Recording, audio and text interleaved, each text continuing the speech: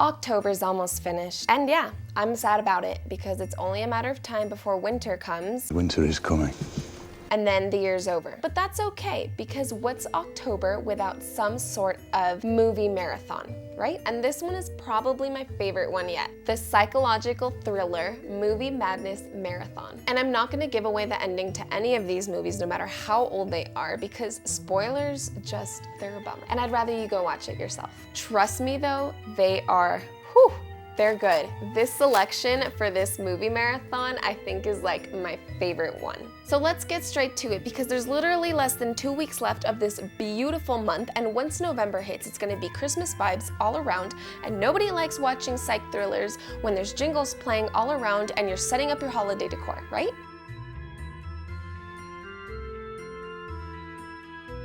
So the first category, because you know I always have to make unnecessary categories in these movie marathons, is the obsessed category. Secret obsession starts out in tragedy. In the very first scene, we have a woman running down the street from someone on a rainy day when she suddenly gets struck by a car. She wakes up in the hospital with amnesia. Suddenly, a man by her bedside introduces himself as Russell Williams, her husband, and says that her name is Jennifer. To help her regain memories, he shows her photos of her life, telling her that her and her parents died in a fire 2 years ago, that she had quit her job, and that she rarely talks to her friends anymore. This detective, Frank Page, investigates Jennifer's accident and grows super suspicious of her husband. After Jennifer is discharged, she begins to experience brief flashes of memories from the rainy night of her accident, and suddenly becomes a little suspicious herself by Russell's strange behavior. I mean, what would you do if you were hit by a car, didn't remember anything, woke up in the hospital to this man, a stranger man, telling you that he's your husband?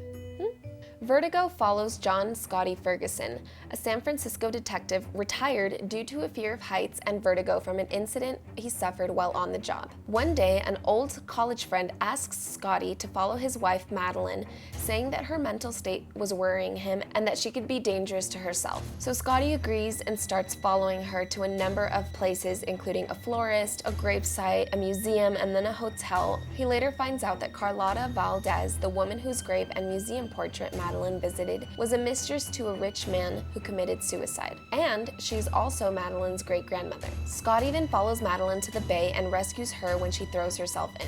So the two begin to spend time together and grow very fond of each other. And then one day, Madeline tells Scotty about a nightmare that she had about this place. And once she starts describing the place, Scotty recognizes it as Carlotta's childhood home, so he takes her there. Out of nowhere, after expressing their love for each other, Madeline runs into a church and up the bell tower, and since Scotty has his fear of heights and vertigo, he literally can't go up after her, but manages to see her jump to her death. And that's not even the end yet. She's not dead. So the next category is the ultimate plot twist category. It's those movies where you're following along, you think that you get the whole story, you know, the whole direction of the movie, and then once you think that you're piecing everything together, bam, nothing, plot twist, of course, and then you're just like, well, what the f***? The I'm not who I think I am category. The first movie of this category is Fractured. This movie follows a man named Ray, his wife Joanne, and their daughter Perry. They're driving home after a Thanksgiving visit to Joanne's parents' house, and on their drive back, Ray and Joanne start to argue about their relationship. Like, you can tell right off the bat that their relationship has seen better days. Ray stops at the gas station to buy some drinks for the road and a couple small bottles of liquor. So right before they're leaving, Perry freaks out about a little compact mirror that she can't find. So Joanne goes back to the bathroom to check, and Ray starts searching in the car. So while both parents are distracted, Perry wanders off towards this construction site to go after this balloon that she sees. This dog appears and scares her towards the edge of a huge pit. So Ray comes to the rescue, throws this rock at this random dog, but instead causes Perry to fall back into the pit. He throws himself to save her, but falls in as well and hits his head. When he finally wakes up, he sees Joanne also in the pit, freaking out and trying to wake Perry up, so they take her to this hospital to get her arm checked. And this is where things start to get a little weird. They get to the hospital, right? And Perry is admitted, and Joanne goes in with her just to make sure everything's okay, and Ray stays in the waiting room. So hours pass by, and he falls asleep, and when he wakes back up, he realizes that they still haven't come out. So he goes to the reception to check on Perry and discovers that the hospital has no record of her or her wife ever checking in. This neo-noir psych thriller follows Edward Teddy Daniels and his new partner Chuck as they travel to the Ashcliffe Hospital for the Criminally Insane on Shutter Island in Boston Harbor to investigate the disappearance of a patient named Rachel Solando, who was incarcerated for drowning her 3 children. They get to the island a day before a huge storm hits, which prevents their return to the mainland for a few days. While they're there, Teddy and Chuck find that the hospital staff isn't very cooperative, and that even the lead psychiatrist won't turn over any records of the patient. On top of that, the doctor that was treating Rachel isn't on the island anymore, so they have no way of interrogating him. During this whole investigation, Teddy starts getting migraines and visions of his experiences as an army soldier. He also experiences disturbing dreams of his wife Dolores, who was unfortunately killed in a fire by an arsonist named Andrew. And in these dreams, she tells Teddy that Rachel is still on the island, as well as Andrew, which is completely off because everyone was claiming that he was never there. So Teddy finally confesses that his motive for taking the case in the first place was to actually find Andrew. So a lot of weird, unexplainable things begin to happen as the movie unfolds. Rachel appears out of nowhere without any explanation. A patient tells Teddy that some other patients are being taken to this lighthouse for experiments and warns him that everyone on the island, including Chuck, is playing a game on Teddy. Chuck suddenly appears dead off a cliff, but it's later discovered that he never even existed. And just as Teddy is beginning to piece everything together, he's given some shocking news that completely shuts down everything we think we know about this movie. Little hint, he's not actually Teddy. Secret Window follows Mort Rainey, a mystery writer who stays in his lake cabin after catching his wife Amy having an affair with their friend Ted. So for 6 months after the incident, Mort is suffering from depression and writer's block and hasn't followed through with signing his divorce papers. One day, this man named John Shooter appears at his cabin and accuses Mort of plagiarizing his short story called Sowing Season, which resembles Mort's short story called Secret Window, with the only difference being the ending. So Mort tells Shooter that his story was published 2 years prior and that any possibility of plagiarism is just completely impossible. But Shooter isn't satisfied and threatens to call the police. He even goes as far as killing Mort's dog later that night and leaving a note saying that Mort has 3 days to dig up proof. So of course, Mort contacts the police and hires a private investigator to find out what's going on with Shooter, who goes back to the cabin to threaten Mort. So while all of this is happening, Mort runs into Teddy at a gas station, who demands that he signs the divorce papers with Amy. But Mort gets it in his head that Teddy and Shooter are in cahoots, so he refuses to sign and leaves. So Mort tells Shooter that the proof is supposed to get to his cabin that day, but when Mort receives that package, he finds that it's already been opened and the story's been ripped out of the magazine. Back at his cabin, Mort sees Shooter's hat, puts it on, and suddenly starts talking to himself, trying to understand all the events that just happened, gets frustrated, and throws an object at the wall. He then looks into the mirror and sees the back of his own head. And it's in that moment that he realizes that Shooter never existed. Fight Club follows this man who's only referred to as a narrator. He hates his job and suffers from chronic insomnia, joins support groups, but instead of actually seeking help, he poses as a sufferer of many diseases. On a flight back home from a business trip, he meets a soap salesman named Tyler Durden. The two stay in touch, and when the narrator returns home, he finds that his whole apartment's been destroyed in an explosion. So he calls Tyler to meet at a bar and confesses that he's trapped and was honestly hurt by losing all of his material things. The narrator eventually moves in with Tyler in this ruined house near an industrial area, and the two continue to fight outside of a bar. But they begin to attract a lot of attention, so these fights eventually lead to all the guys forming a fight club. The narrator starts to blackmail his boss to support the fight club. He quits his job, and jealousy arises between him and Tyler. More new members begin to join the club, and Tyler begins to recruit them to this anti-materialist and anti-corporate organization behind the narrator's back. So when the narrator finally confronts Tyler, he learns that Tyler was the one who started the explosion at his apartment. When things start to get out of hand, the narrator tries to stop the organization. He paper trails cities that Tyler had visited in hopes to spread the organization. This is where things get twisted. So he visits one of these cities, right? He meets an organization member who suddenly, out of nowhere, refers to him, the narrator, as Mr. Durden, aka Tyler. The last category in this psych thriller movie madness marathon is very much inspired by none other than Alfred Hitchcock, the From My Window category.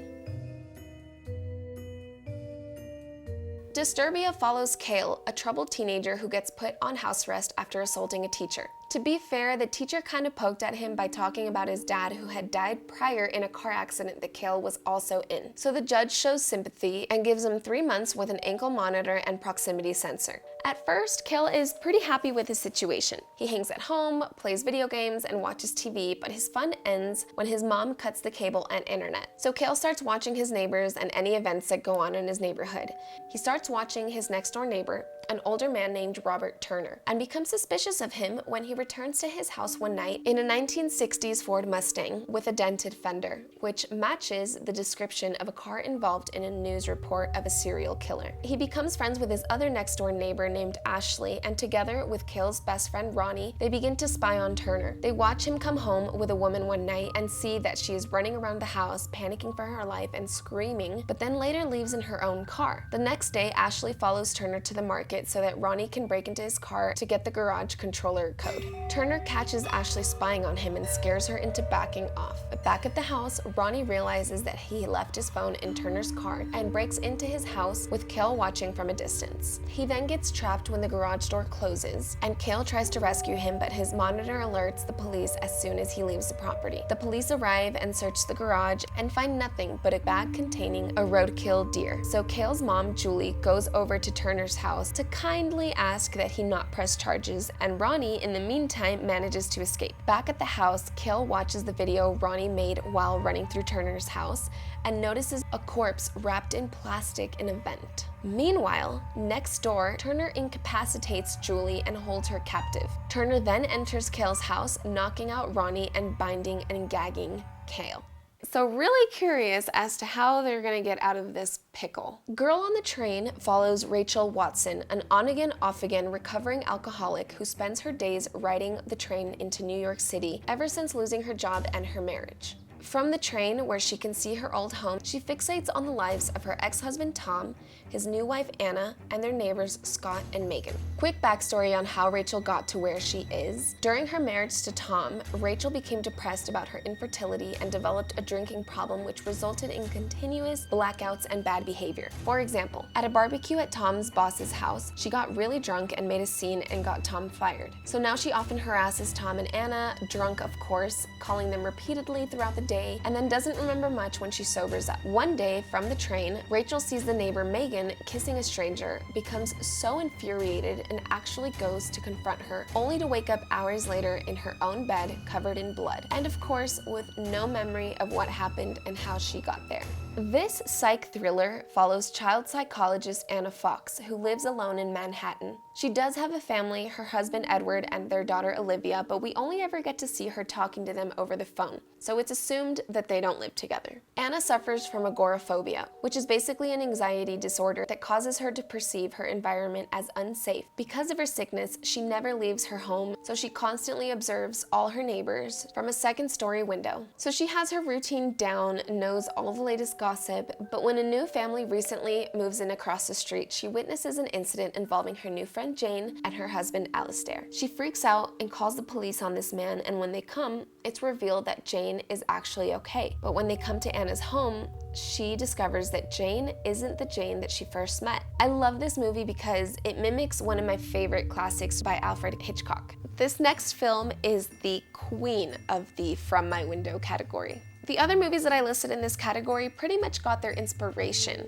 from this film, Alfred Hitchcock's all-time classic, Rear Window. The movie follows Jeff, a professional photographer who's confined to a wheelchair in his Manhattan apartment because of a broken leg. So similar to Cale in Disturbia and Anna in The Woman in the Window, Jeff's only form of entertainment is watching his neighbors. His rear window looks out into a courtyard and some other apartments. Plus, because of the New York heat, everyone's windows are open pretty much all of the time. There's a lonely woman he nicknames Miss Lonely Hearts, a newlywed couple, a pianist, a pretty dancer nicknamed Miss Torso, a middle-aged couple whose small dog likes digging in the flower garden, and Lars Thorwald, a traveling jewelry salesman with a wife. Jeff also gets regular visits from his socialite girlfriend Lisa and his nurse named Stella. So one night, alone in his apartment, Jeff hears a woman scream, followed by glass breaking. Later that night, he sees Lars Thorwald making these late-night trips, always with a suitcase. Could be nothing, but that wouldn't really be Hitchcock now, would it? So the next morning, Jeff discovers that Thorwald's wife is gone. Like she just disappeared, isn't there anymore. Poof. He also sees Thorwald cleaning a knife and a handsaw, and later sees some moving men take away a large trunk from his home. When he has a detective friend look into the situation, he learns that Thorwald's wife is supposedly alive and taking a vacation upstate. This bonus movie is a classic psych thriller for many reasons. One being that it shows the process of how easily a person can dive into insanity. It's a mixture of cabin fever meets symbolic mindfuck, and this movie madness marathon would not be complete without it. The Shining, was that not clear?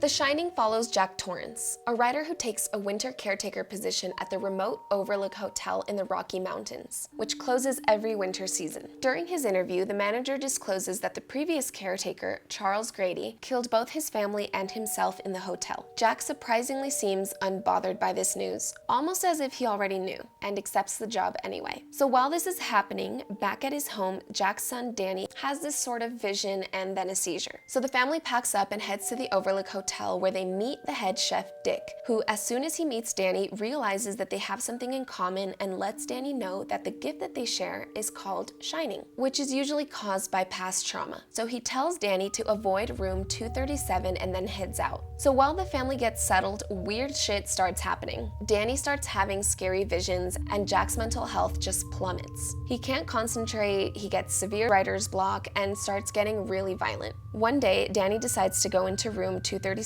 even though he was warned not to, and ends up seeing some trippy, scary shit that no child should see and leaves with a bruise. So Wendy sees this and freaks out and thinks that it's Jack that bruised him, so Jack goes into the room to see what happened, and of course sees the horrifying, scary ghost woman that Danny saw, but instead blames Danny for his own bruises. So at this point, it's obvious that something's wrong with either the hotel or Jack himself, but we have ghosts involved at this point. Ghosts that get Jack to start drinking again after staying sober for so long, and even convincing him that he needs to correct his wife and child. So as we pretty much suspect at this point, Jack is not okay, and we're not even sure if he's Jack anymore. Any suspicions or theories that we have of his sanity is confirmed when Wendy finds the manuscript that Jack's been working on this whole time, with the words, "All work and no play makes Jack a dull boy," written over and over again. Like nothing else, just that phrase repeated. Thank you guys so much for watching this video. I am so sorry that it came so late in the month. I hope you guys enjoyed it, and I hope you take this last week of October to watch some of them. Please let me know in the comments below which ones you like, which ones you've already seen, and what you think of this whole psychological thriller category. I hope you guys enjoyed this video. If you liked it, give it a thumbs up, and if you're new to this channel, hit that subscribe button, and I'll see you in the next video.